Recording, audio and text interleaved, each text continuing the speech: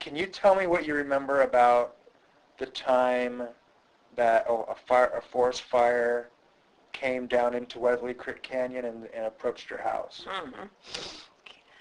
Well, they knew it had broken away. It was more over towards Smith River, but some spark or something got going, and it was not too far from us.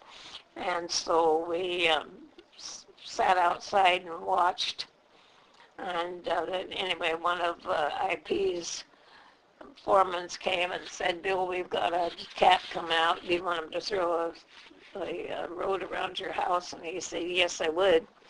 So they did, and he said, "We'll leave it here for the night." And then the driver stayed there, and Bill and I sat up all night outside watching. And Bill said, the time I see the flame come at the top of the hill, I'm backfiring. And so he did. And when it started down like over the edge, he backfired up. And he did that, or no, forest fire people helped him manage that? He did it. They had all gone home for then. And we had moved all the cars over to the old farmhouse. And we had the truck there. From your backyard, you can't really see to the top of the hill. How did you go over to like the barn and look across to see how the fire was coming? We were out almost to the road and sat there. Looking up? Yeah. Mm-hmm. Were your kids there? No, the folks had taken them home over to across the river. Do you remember what year that was? Oh, yes, but let me think.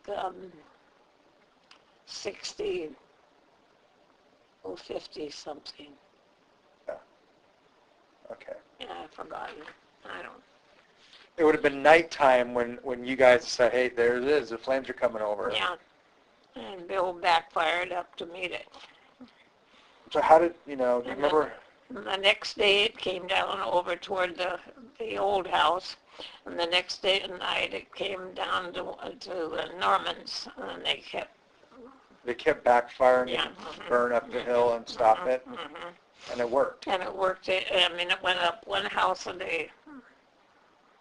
There's clearly a risk in that if he has backfired and all of a sudden if the wind were to change, you're basically burning your own house down. Well, that's true.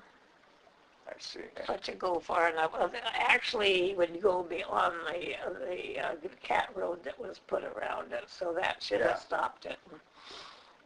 That's a mess.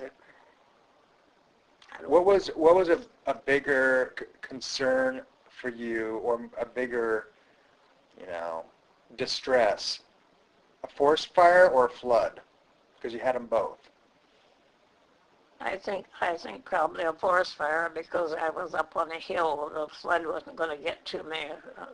Mm-hmm. It flooded often enough, but I could sit and watch it.